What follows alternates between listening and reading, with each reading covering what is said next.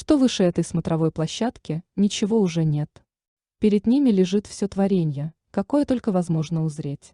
Жрецы вознесли молитвы Яхве, они благодарили его за возможность увидеть столь многое и молили простить, что жаждут увидеть еще больше. И на вершине клали кирпичи. Густая, едкая вонь вара поднималась от нагреваемых котлов, в которых плавились куски земляной смолы. Это был самый земной запах, какой ощутили рудокопы за 4 месяца. Их ноздри жадно ловили его, пока не переменился ветер. Здесь, на вершине, жижа, некогда сочившаяся из щелей в земле, теперь затвердевала, чтобы скрепить камни. Земля отращивала руку в небо. На последней площадке трудились каменщики, перемазанные смолой мужчины, которые смешивали раствор и ловко клали тяжелые кирпичи. Эти мужи не могли позволить себе испытать головокружение, когда глядели на свод, ведь башня и на 5 не должна отступать от вертикали. Каменщики, наконец, приблизились к завершению своих трудов, и после 4 месяцев пути рудокопы были готовы начать свои. Вскоре вслед за ними пришли египтяне. Имели они кожу темную, тела худощавые и бороды редкие. Они притащили тачки, заполненные долеритовыми молотками, бронзовыми инструментами и деревянными клиньями. Их глава звался Сенмут, и он стал совещаться с Беле, старшим над эламитами, как им проникнуть в свод. Из привезенного с собой скарба египтяне, как эламиты, воздвигли кузню, чтобы заново отливать бронзовые орудия из тех, которые затупятся в забое. Став на цыпочки, любой мог бы коснуться свода кончиками пальцев вытянутой руки. Если подпрыгнуть и приложить к нему ладонь, на ощупь свод окажется гладким и прохладным. Он был как будто из мелкозернистого белого гранита, не имевшего ни единой отметины. И в этом заключалась трудность. Некогда Яхве обрушил потоп, выпустив на волю воды верха и низа. Воды бездны вырвались из источников земных, а воды небесные излились через шлюзовые ворота кладезей. А теперь, увидев свод вблизи, люди не могли отыскать в нем ворот. Они всматривались в белую поверхность, но ни одного отверстия, ни одного окна, ни одного шва не нарушало гранитной глади. Казалось, их башня поднялась к своду в том месте, откуда было далеко до небесных хранилищ, что являлось истинным благом. Окажись поблизости шлюзовые ворота, была бы опасность вскрыть их и опустошить хранилище. И тогда на Синаар падет дождь, не ко времени года и сильнее, чем зимние ливня, и из-за него. Вздуется Ефрат, когда опустошится хранилище, остановится и дождь, но, возможно, Яхве захочет наказать людей, и дождь будет лить, пока не упадет башня, и Вавилон не растворится в глине и иле. Хотя ворота скрывались от взоров людских, опасность все равно оставалась. Что если у ворот нет стыков, видимых человеческому глазу, и хранилище располагается прямо над их головами? А вдруг оно настолько огромно, что даже если ворота находятся в нескольких лигах, хранилище все равно нависает прямо над ними? Шли бесконечные споры о том, что предпринять теперь.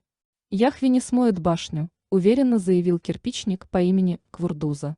Окажись башня святотатственной, Яхве давно бы ее разрушил. А ведь за все столетия, что люди ее строят, мы не видели ни малейшего признака его недовольства. Если бы Яхве благоволил нашей затее, нас уже ждала бы лестница внутри свода, возразил эламит по имени Элути. Яхве не станет ни помогать нам, ни препятствовать. Если мы проломим стену хранилища, на нас хлынет вода. В такую минуту Хилала не мог скрывать свои сомнения.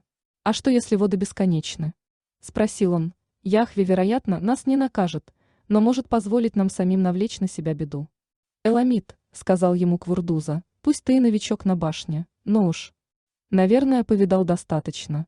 Мы трудимся из любви к Яхве и поступали так всю нашу жизнь, как наши отцы и отцы наших отцов, и их отцы до них.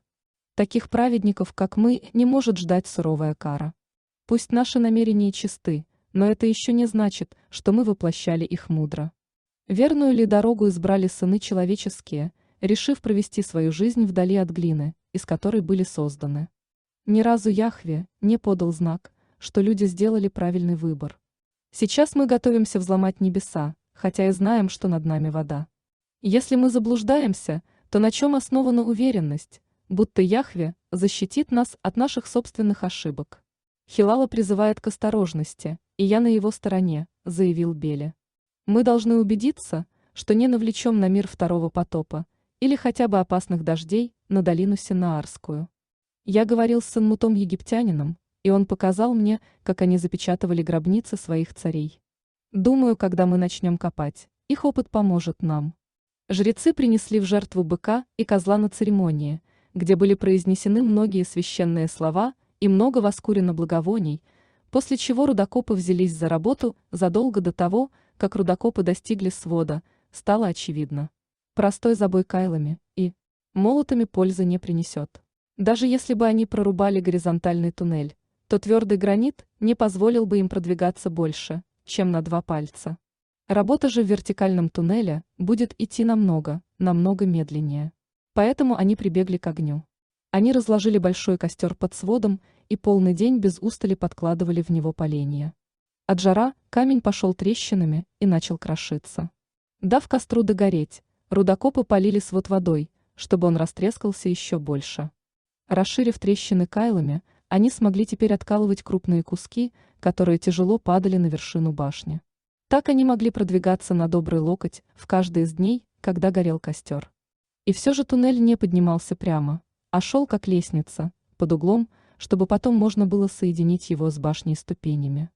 Выжигание выглаживало пол и стены, рудокопы вбили клинья и на них основали доски-ступеньки, не позволяющие соскальзывать вниз.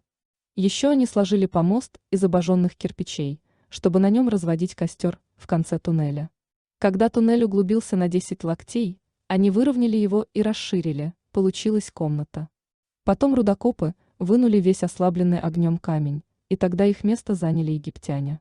Камнеделы не прибегали к огню, работая. Только долеритовыми ядрами и молотками он начали строить скользящую дверь из гранита. Сперва они продолбили канавки, чтобы вырубить в одной из стен огромный гранитный блок. Хилала и другие рудокопы пытались помочь, но увидели, что это очень трудно. Здесь камень не истирали дроблением, а скалывали мерными ударами молотка одной и той же силы. Ударь сильнее или слабее, и все труды пройдут впустую. Прошло несколько недель, и блок был готов. В высоту он превосходил мужчину. Чтобы отделить его от пола, у основания камня выдолбили бороздки, а затем забили в них высушенные на ветру деревянные клинья. В эти клинья вбили другие, потоньше, чтобы первые расщепились, потом в трещины налили воды, давая набухнуть древесине. Через несколько часов камень понизу треснул, и блок высвободился. В задней части комнаты по правую руку рудокопы выжгли узкий, поднимающийся вверх под углом коридор, а в полу перед входом продолбили паз, на локоть утопленный вниз. Получился единый гладкий скат, проходивший через пол прямо напротив входа и заканчивавшийся чуть левее его. На этот скат египтяне затащили гранитный блок. Они затянули и затолкали его в боковой проход, куда он едва-едва поместился, и укрепили на месте стенкой из плоских иловых кирпичей, которые оперли они с левой стены, словно на скат легла колонна.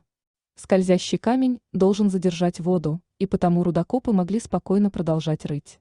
Если люди проломят стену хранилища и небесные воды хлынут в туннель, то работники сломают кирпичи, и камень поползет вниз, пока не остановится в углублении в полу, намертво заблокировав вход.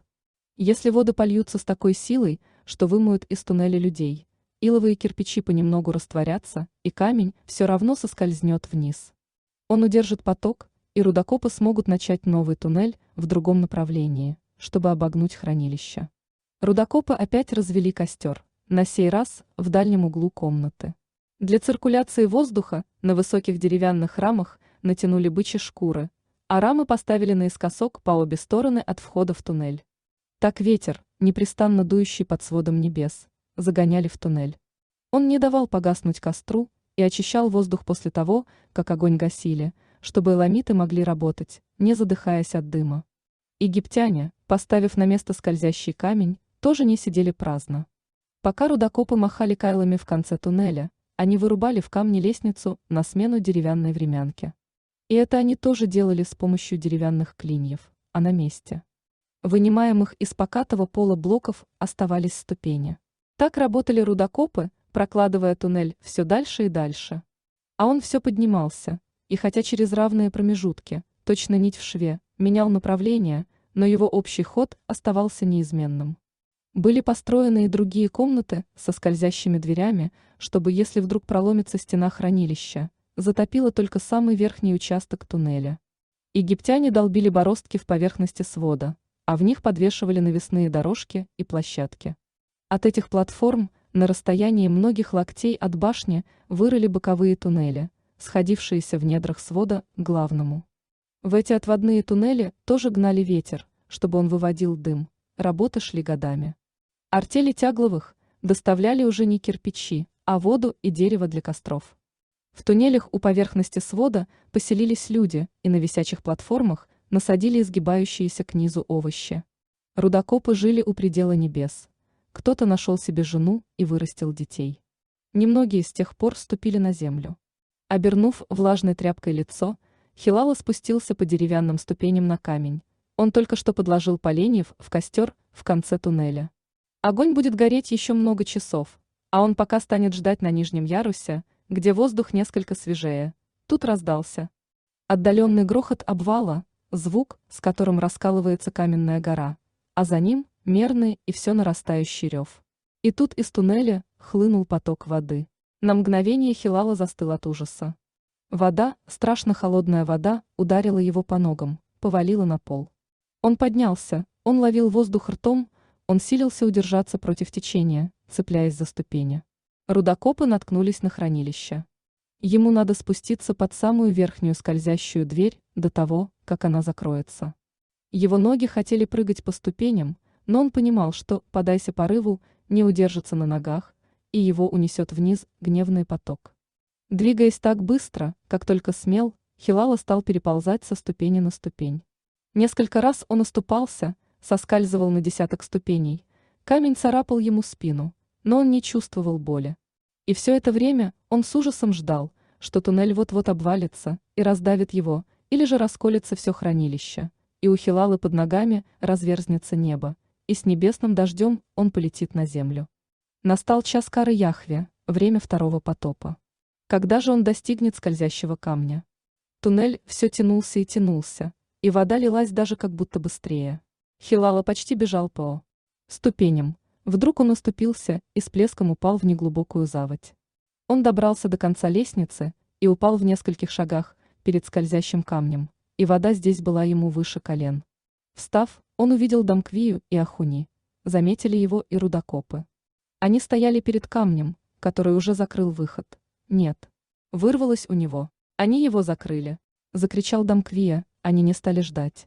Еще кто-нибудь придет, без особой надежды крикнула Ахуни. Тогда мы сумеем сдвинуть блок. Других нет, ответил Хилала. Они могут оттолкнуть его со своей стороны. Они нас не слышат. Ахуни несколько раз ударил в гранитную стену кайлой, но звук потерялся за грохотом воды. Хилала оглядел крохотную комнату и только тогда заметил плававшее лицом вниз тело египтянина. Он умер, упав с лестницы, проорал Дамквия. Ахуни закатил глаза. Пощади нас, Яхве. Трое стояли в пребывающей воде и жарко молились, но Хилала знал, что это напрасно, его час настал. Яхве не просил сынов человеческих строить башню или проникать в свод. Решение воздвигнуть ее принадлежало им одним, и они умрут в этих стараниях, как погибал каждый в своем земном труде. Благочестие не спасет людей от последствий их деяний. Вода поднялась им до середины груди. «Давай подниматься!» — крикнул Хилала. Они ползли по туннелю мучительно, наперекор течению, а вода поднималась за ними по пятам. Немногие факелы, освещавшие путь, погасли, поэтому люди карабкались в темноте, бормоча молитвы, которых сами не слышали. Деревянные планки ступени наверху туннеля сорвались с мест и перегородили туннель. Несчастные с трудом перебрались через них и ползли, пока не достигли гладкого каменного склона, остановились и стали ждать, когда вода понесет их выше. Рудокопы ждали молча, их молитвы иссякли. Хилала воображал, что стоит в черной глотке Яхве, всесильный большими глотками пьет небесную воду и готов проглотить грешников. Вода поднялась и понесла их за собой, и вскоре Хилала уже мог, вытянув руку, коснуться потолка. Колоссальная расщелина, из которой хлестала вода, пролегла совсем рядом. Остался лишь крохотный пузырь воздуха. Хилала закричал: когда эта комнатка наполнится, мы сможем выплыть на небо. Он не знал, услышали ли его. Наконец вода достигла потолка, он в последний раз набрал в легкий воздух и поплыл в расщелину. Он умрет намного ближе к небу, чем кто-либо до него. Расщелина тянулась на много локтей. Как только Хилала миновал ее, край разлома ускользнул из-под его пальцев, и теперь, даже дергая конечностями, он касался лишь пустоты. Ему было показалось, что его уносит течением, но потом он усомнился и в этом. Его окружала одна только тьма, и он снова испытал ужасающее головокружение, какое познал, когда впервые приблизился к своду. Он не мог различить сторон света, не знал даже, где верх, а где низ. Он барахтался в воде, но не понимал, сдвигается ли с места. Теперь он бессилен. Возможно, он дрейфует в стоячей воде, возможно, его несет бурный поток. Он ощущал лишь холод, от которого цепенело все тело. Он ни разу не увидел и луча света. Неужто в этом хранилище вообще нет поверхности, к которой он мог бы всплыть? Тут его снова ударило о камень. Пальцами он коснулся другой расщелины. Неужели он вернулся туда, откуда начал? Течение потянуло его внутрь, и у него не было сил противиться. Его засосало в туннель, где то и дело било о стены. Туннель был невероятно глубок, как самая длинная шахта. Хилале казалось, его легкие вот-вот разорвутся, но проход все не кончался. Наконец он больше не смог задерживать дыхание, и воздух вырвался меж его губ. Он тонул, чернота вошла в его легкие. Но внезапно стены раздвинулись. Его нес стремительный поток, он почувствовал воздух над водой. А потом уже ничего больше не чувствовал. Хилала очнулся. Лицом он прижимался к влажному камню. Он не видел ничего, но ощущал под ладонями воду. Хилала перекатился и застонал, члены его болели, он был наг, и почти вся его кожа представляла собой единую ссадину, а местами сморщилась от влаги, но он вдыхал воздух. Прошло немного времени, и наконец он смог встать. Вокруг его коленей бурлила вода. Он сделал шаг в сторону, вода стала глубже. По другую руку был сухой камень, на ощупь глинистый сланец. Кругом было черно, как в забое без факела. Расцарапанными руками он нащупывал себе дорогу по дну, пока оно не поднялось и не стало стеной. Медленно, будто слепая тварь, он ползал взад-вперед. Он нашел источник воды, это было большое отверстие в полу, он вспомнил. Его извергло из хранилища через дыру. Он ползал и ползал, казалось, прошли часы. Если он находился в пещере, то в огромной. Он нашел место, где пол поднимался покато вверх. Может быть, там проход. Может быть, новый туннель все-таки приведет его на небеса. Хилала полз, не зная хода времени, безразличный к тому, что не сможет повернуть вспять, поскольку не мог вернуться туда, откуда пришел. Он следовал туннелями вверх, когда натыкался на них, туннелями вниз, когда не оставалось иного выхода. Хотя прежде он наглотался воды больше, чем считал возможным, его начала мучить жажда. И со временем он увидел свет и поспешил к нему. Свет заставил его зажмурить глаза, и человек пал на колени, зажав кулаками глазницы. Это сияние Яхве. Вынесут ли его глаза вид Бога? Прошло несколько минут, и, заставив себя открыть их, он увидел перед собой пустыню. Он выбрался из пещеры у подножия каких-то гор, песок и камни простирались до самого горизонта. Неужто небеса в точности походят на землю? Неужто Яхве живет в подобном месте? Или это просто иное царство в творении Яхве, иная земля, расположенная поверх его собственной, а сам Яхве обитает еще выше? Солнце стояло у горных вершин за спиной Хилалы. Оно встает или садится? Есть ли здесь ночи и дни? Прищурившись, Хилала всмотрелся в песчаную даль. У горизонта двигалась неровная ниточка – караван. Хилала помчался к нему, крича, напрягая пересохшее горло, пока не задохнулся, и вынужден был остановиться. Некто в хвосте каравана увидел бегущего и заставил встать всю вереницу. Хилала побежал опять. Заметивший его походил на человека, не на духа, и одет был как для пути через пустыню. Он держал наготове бурдюк. Еще задыхаясь от бега, Хилала выпил, сколько смог. Наконец он вернул бурдюк владельцу и через силу спросил, что это за место. На тебя напали разбойники. Мы направляемся в Ирех. Хилала уставился на него в изумлении. Не обманывай меня, закричал он. Мужчина отпрянул и посмотрел на Хилалу так, будто тот потерял разум, перегревшись на солнце. Хилала увидел другого мужчину, который шел от головы каравана узнать, в чем дело. Эрех ведь в долине Синаарской. Да, верно. Разве ты не туда направлялся? Второй мужчина держал наготове посох. Я пришел из... Я был в... Хилала остановился. Вы знаете про Вавилон. А вот куда ты держал путь? Это к северу от Эреха. Дорога туда нетрудная. Башня. Вы о ней слышали? Конечно. Это столб в небеса. Говорят, люди на вершине роют туннель через небесный свод. Хилала упал на песок. Ты нездоров. Погонщики пробормотали что-то друг другу и отошли посовещаться с остальными. Хилала на них не смотрел. Он в долине Синнаарской. Он вернулся на землю. Он прополз через хранилище небесных вод и снова оказался на земле. Яхве привел его в это место, чтобы помешать подняться выше. Но Хилала пока не видел никаких знаков, никаких указаний на то, что Яхве его заметил. Он не испытал, не ощутил чуда, которое совершил Бог, чтобы перенести смертного сюда. Насколько Хилала мог понять, он просто проплыл вверх от свода и вынырнул в пещере под землей. Каким-то образом свод небес оказался под землей. Словно земля и небо лежали бок о бок, опирались друг на друга, хотя и были разделены многими лигами. Как такое возможно? Как могут соприкасаться столь отдаленные места? Голова у Хилалы шла кругом.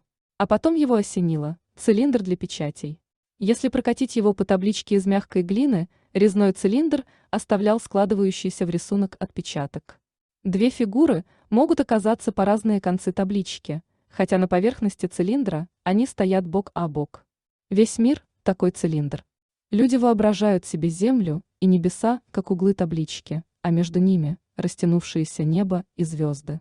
На самом же деле мир загадочным образом свернут так, что земля и небеса соприкасаются.